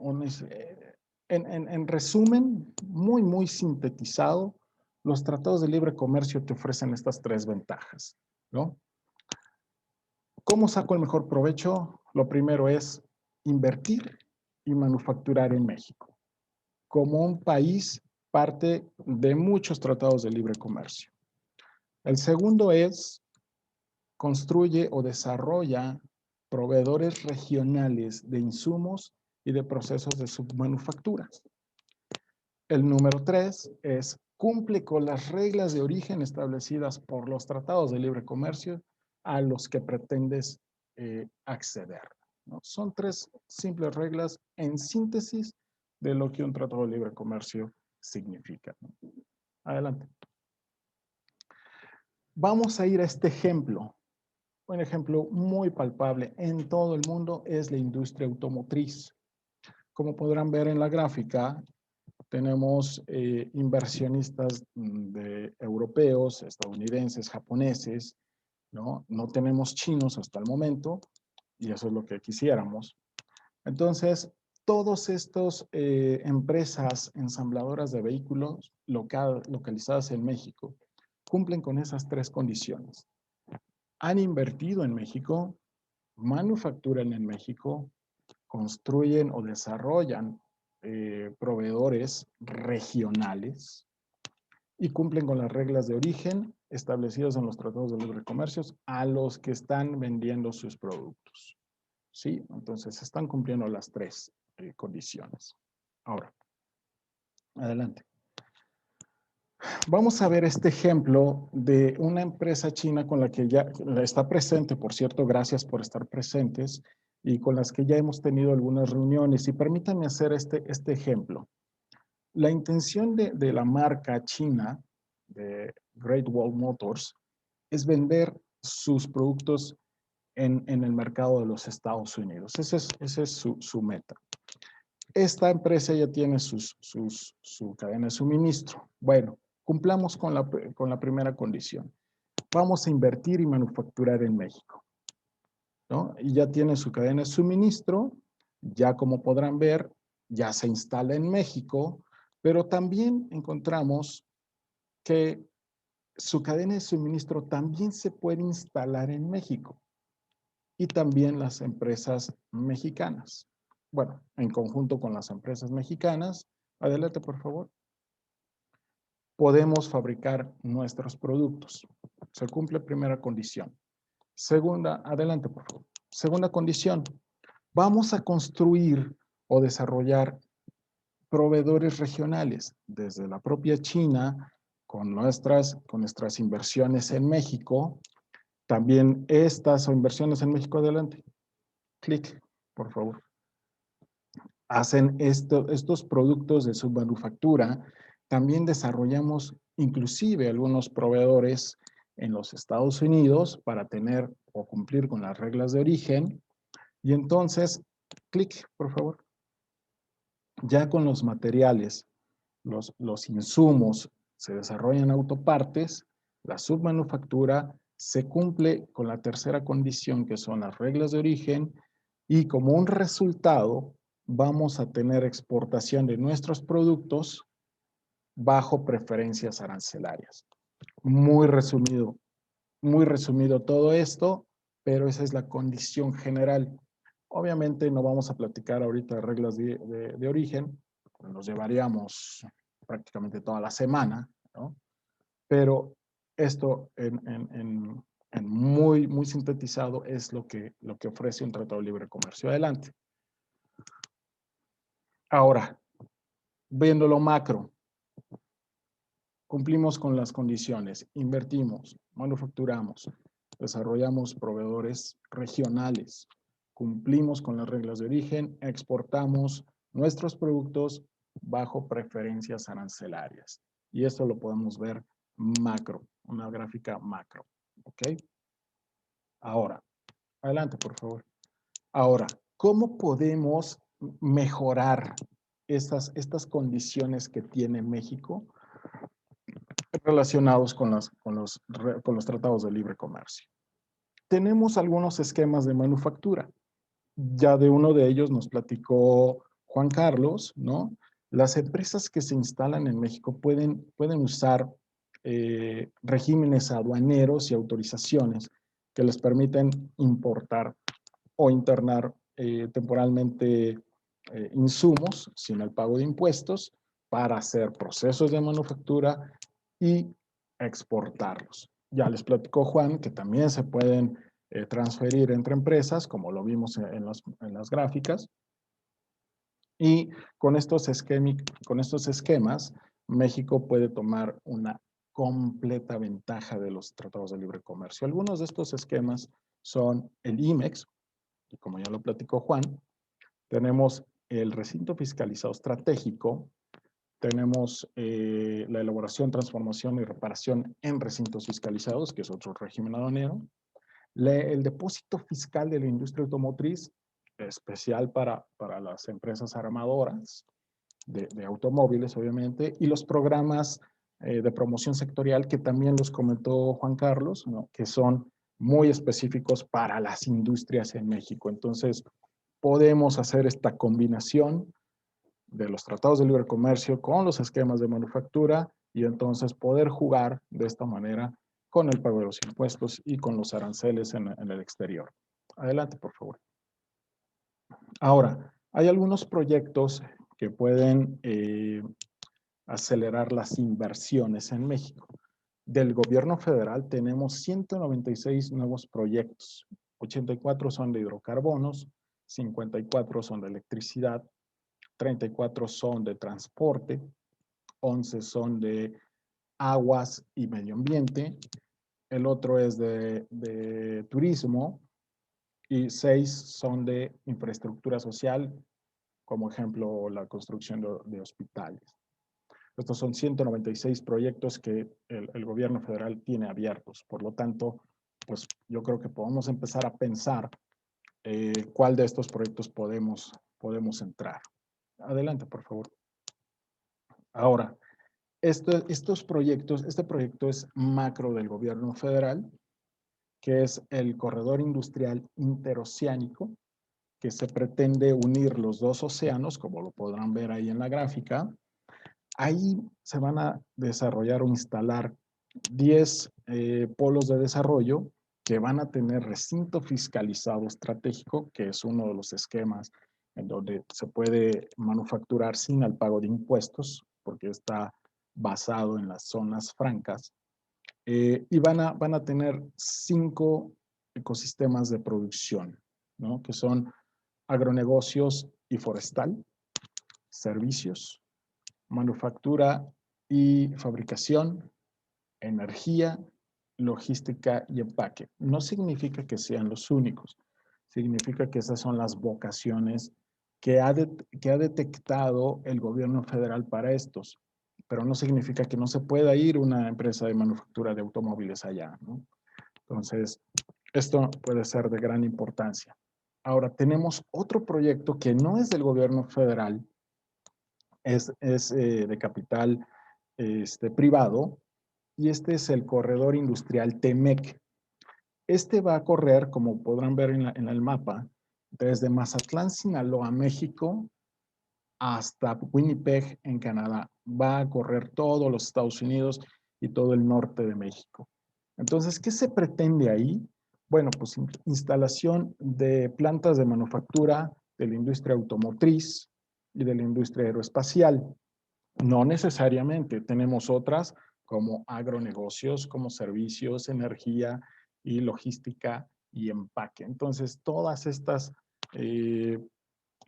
tipo de negocios van a estar en este corredor, ¿no?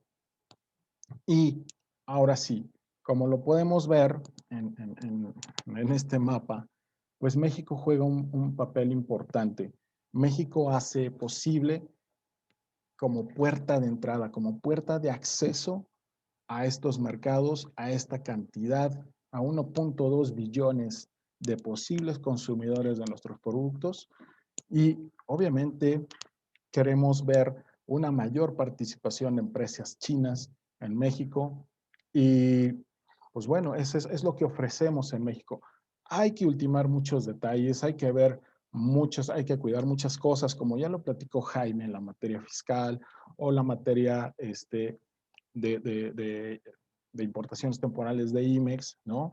Y esta parte de la manufactura para cumplir con las reglas de origen. Hay muchos detalles que podemos ver, analizar y obviamente les invitamos a México a invertir, les invitamos a México para que ustedes tengan esta puerta de acceso a estos bloques de países.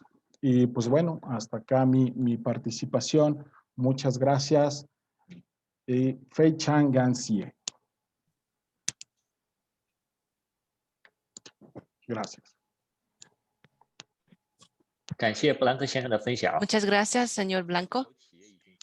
Hace ratito ya hay empresas que ya mandaron sus preguntas en el chat. Vamos a invitar a los expertos a contestar las dudas.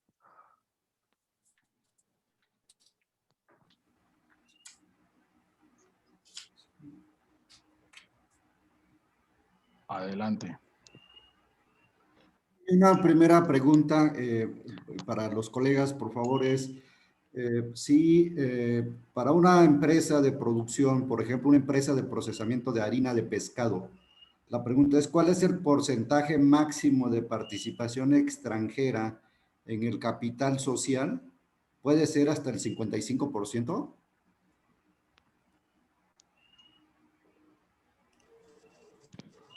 Tal vez, salvo la mejor opinión de José Ángel o de Juan Castro, en términos generales la pregunta tiene que ver con las reglas legales que tiene México para la inversión extranjera.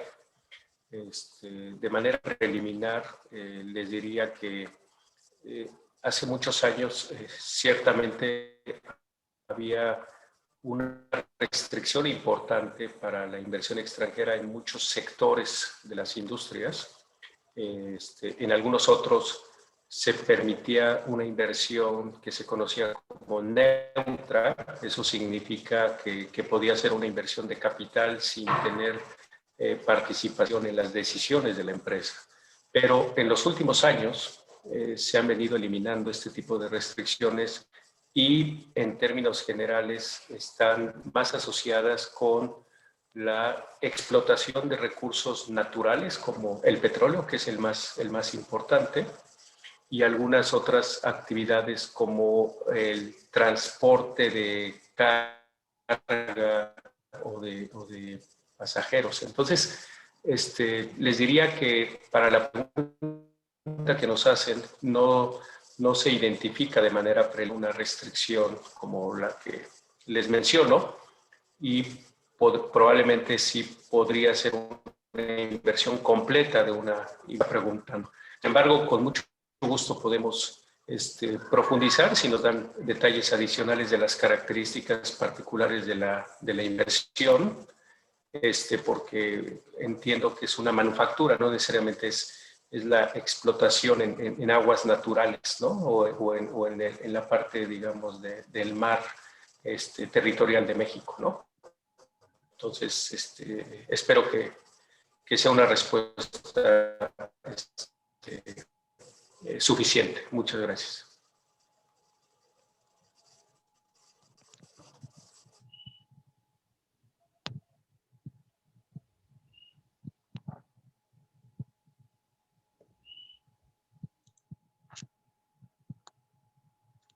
Edgar, hay otras preguntas.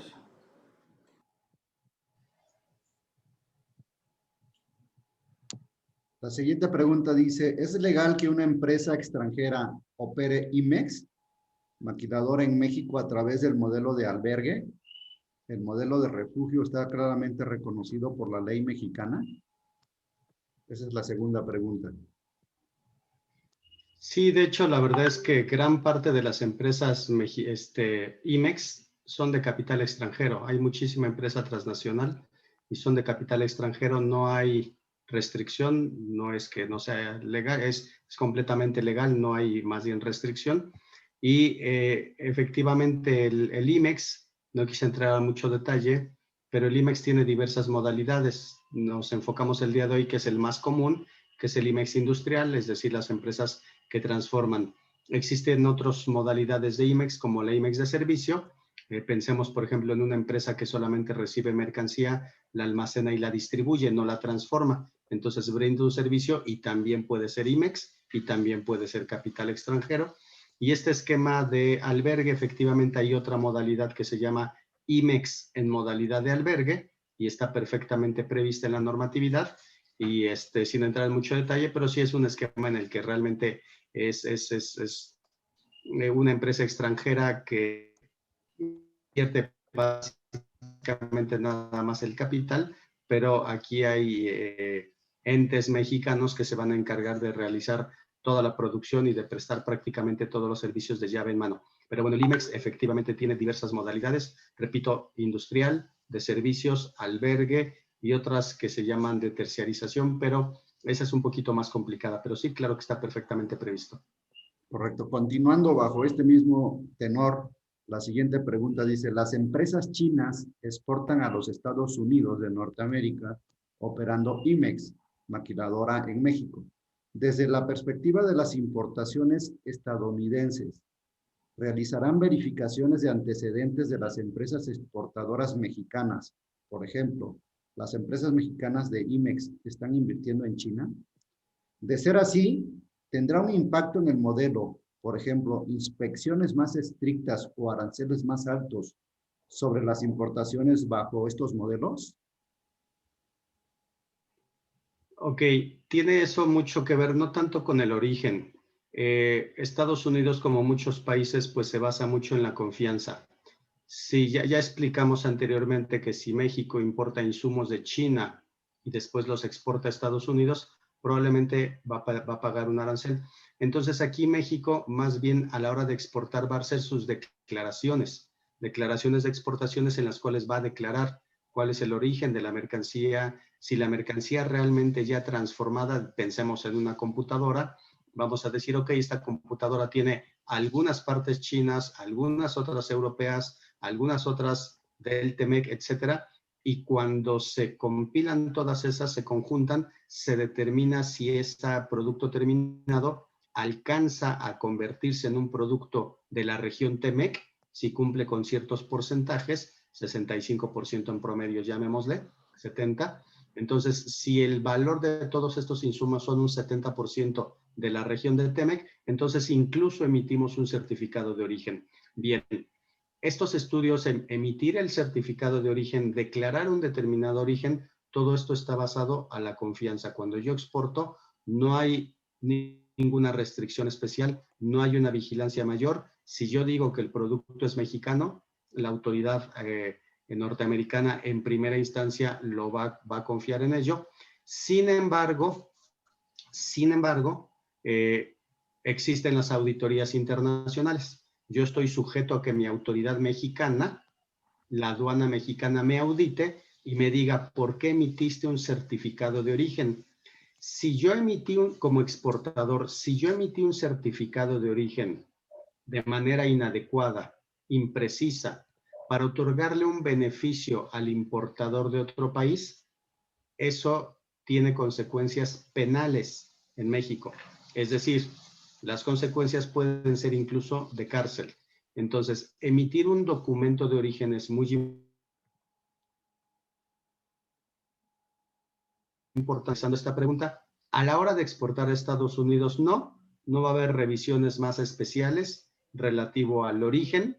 Sin embargo, siempre estaré sujeto a que yo pueda ser sujeto de una auditoría de mis autoridades mexicanas, o incluso pueden las autoridades norteamericanas, canadienses, también pueden venir a mi país y auditarme y pedirme los documentos que demuestren el origen de la mercancía. Realmente no hay controles. Hay otro tipo de controles que realmente vale la pena conocerse, y también tenemos expertos en la materia como nuestro socio Alejandro Alex Ángeles, el cual tiene que ver con los operadores económicos autorizados, y allí sí, más bien ahorita Estados Unidos está muy enfocado a ver temas, sí revisa, pero por temas de seguridad en cuanto a que no haya embarques contaminados de armas, de gente, de drogas. Ese es el tipo de revisiones en las cuales sí, la aduana americana está poniendo especial cuidado, son más estrictas, pero desde el origen, no solamente al momento del cruce. Desde el origen, la empresa establecida en México le hacen auditorías en estos esquemas de operador económico autorizado, que no son nuevos, que aplican en todo el mundo, y ahí sí me van a pedir esquemas bajo programas como se conocen del CITIPAT, y entonces es otro tipo de vigilancia que va a haber, pero relativo a esto, hablando del origen, no, realmente no. Correcto. Otra pregunta, siguiendo con este mismo tenor de las IMEX, dice, para las empresas extranjeras que operan IMEX, maquiladora en México, la maquinaria, el equipo y las materias primas importadas a México tienen requisitos para el origen. Por ejemplo, se pueden importar las materias primas y los equipos de China. Si el producto final se exporta a los Estados Unidos, las materias primas y el equipo se importan de China. ¿Afectará el origen por la tasa arancelaria de los productos exportados a los Estados Unidos? Yo creo que la pregunta ya combinó ahí varias cosas. Por la primera parte habló de maquinaria y equipo, y preguntan si hay algún requisito de origen. La respuesta hasta ese punto es tajante y es no. Yo puedo importar maquinaria 100% de China y fabricar mi mercancía con maquinaria china, y a la hora de yo exportarlo a Estados Unidos no tengo ninguna restricción por la maquinaria. Hasta ahí esa parte. Repito, la restricción de origen en maquinaria no existe.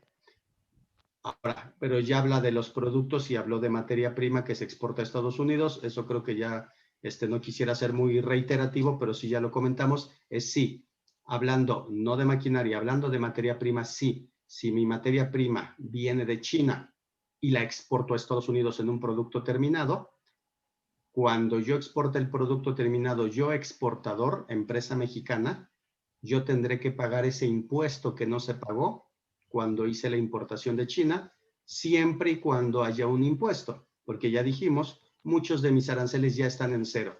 Entonces, quizá yo importe una materia prima de China y el arancel ya está en cero, o apliqué tasa PROSEC y de todas formas ya lo convertí en cero. Cuando yo exporte el producto final a Estados Unidos, no tengo ya nada que pagar. Es decir, voy a pagar una tasa cero. Entonces, el origen en la maquinaria no hay restricción. En la materia prima, la que estuvimos repitiendo, sí. Lo que es de China y se exporta a Estados Unidos, lo va a pagar el exportador mexicano. Gracias, Juan Castro. Ya no hay ninguna pregunta por lo pronto. Si ya no hay ninguna otra pregunta, doctor, pues muchas gracias por la invitación, muchas gracias por la participación, y doctor, si usted quiere dar unas palabras de agradecimiento para todos, bienvenido. Yeah.